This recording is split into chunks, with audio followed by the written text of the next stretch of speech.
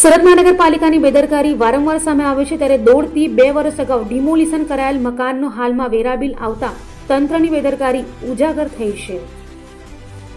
સુરત મહાનગરપાલિકાના અધિકારીઓ જાણે તદ્દન બેદરકાર થઈ રહ્યા હોય તેમ લાગી રહ્યું છે, કારણ કે સુરત મહાનગરપાલિકા દ્વારા દોઢથી 2 વર્ષ અગાઉ જે મકાનનું સુરત મહાનગરપાલિકાની ટીમ દ્વારા ડિમોલિશન કરાયું હતું તે મકાનનું વેરો હાલમાં ફટકારવામાં આવ્યો હતો।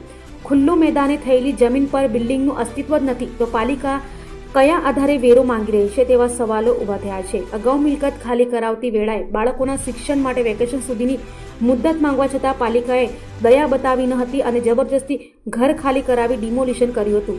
જો કે હવે રેકોર્ડ અપડેટ ન થતા ટેક્સની વસૂલી શરૂ કરી દેતા લોકો પરેશાન થયા છે।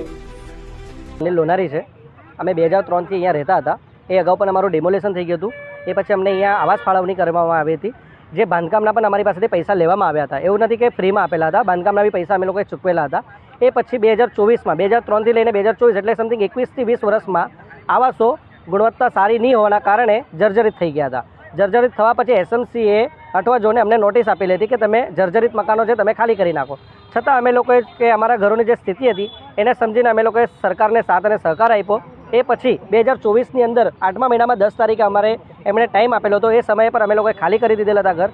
એ 8મા મહિના 2024થી લઈને અત્યાર સુધી લગભગ 1.5-2 વર્ષનો સમયગાળો થઈ ગયો છે। ત્યારે પણ અમે લોકોએ 2024-25નો વેરા બિલ આવેલો હતો તો એ છતાં લોકોએ ભરેલો જ હતો અને અત્યારે 25-26નો આવેલો છે। એમાંથી ઘણા લોકોએ ભર્યા છે અને ઘણા લોકોએ ભરવાના બાકી છે હજી પણ।